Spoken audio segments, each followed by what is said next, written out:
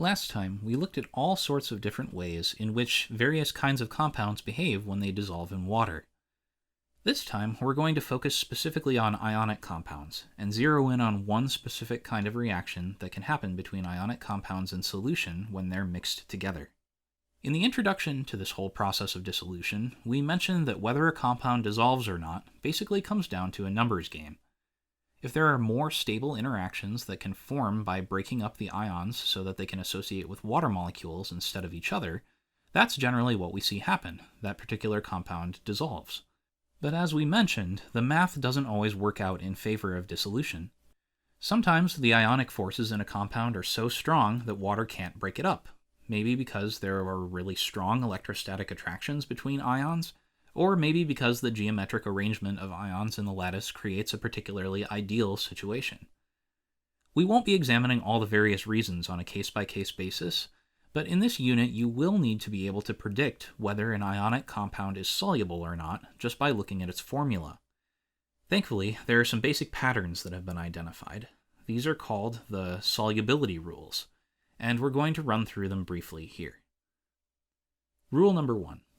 All salts of alkali metals and the ammonium ion are soluble.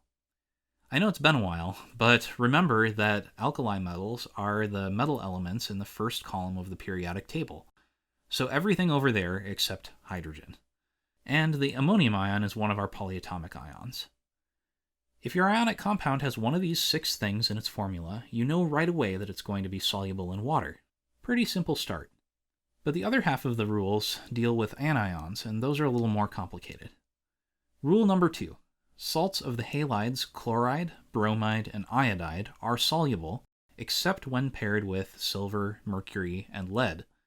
And all salts of nitrate and perchlorate are also soluble. Finally, sulfates are usually at least slightly soluble, except when paired with strontium, barium, and lead. Again, the way we've written this out, you should be able to look at your compound of interest and just see if it has one of the listed ions in it. None of my examples here have cations that have appeared in rule number 1, so rule number 2 is going to be the one that determines whether these are soluble. This time, we have to worry about those annoying exceptions, but in general, we should just be able to look at the list and decide. Before we move on, it should be mentioned that this is not an exhaustive list of the solubility rules. You may see much more complex lists elsewhere that have solubility criteria for many more additional ions, and there are even some very rare exceptions to the rules here that don't have any listed, like the one about alkali metals. However, this is a good starting place to help us practice the relevant concepts, and we'll use it for now.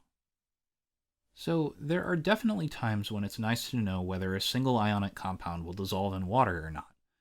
But the real reason we care so much about this is because of what can happen when you start mixing solutions together. Here's an example. Say we have an aqueous solution of ammonium chloride and an aqueous solution of silver nitrate, and we pour them together. Individually, our solubility rules tell us that those compounds are both soluble, so when we mix them together, we actually end up with 4 different kinds of ions floating around in the same beaker: ammonium and silver cations, and chloride and nitrate anions. But what's going to happen if a silver ion from the second solution meets a chloride ion from the first solution? Checking our solubility rules, we'd find that silver and chloride are actually insoluble with one another. And that means that as soon as they find each other in this new mixture that we've made, they're going to turn back into a solid and fall out of solution. This is called precipitation, and the solid that they form is called a precipitate. The remaining ammonium and nitrate ions are still soluble, so they remain in solution as free ions. Let's examine how you would write out what just happened here, and for starters, let's write the reaction in the most condensed form possible. We had 2 aqueous solutions of ionic compounds that we mixed together, so we'll write those on the reactants side. And then, we can think of the products as a second pair of compounds that would form when the ions switch partners. In this case, switching partners made an insoluble product in silver chloride, while the ammonium nitrate pairing remains soluble. This form of chemical equation is called a molecular equation because everything is paired up. It's nice and compact, but it can also be a little misleading. Let's now write the same equation again, this time splitting up all the ions that are actually dissolved for some greater clarity. Everything gets broken up on the reactant side, as well as the soluble ammonium nitrate, but we'll keep the silver chloride together because it actually is a solid precipitate here. This form of the equation is called the total ionic equation, and it's probably the most complete picture of what's going on. We're going to go one more step with this, though. In the total ionic equation, did you notice that there are two terms that look exactly the same on both the reactants and the products side? The ammonium and nitrate in this example are called spectator ions because they didn't actually participate in the reaction.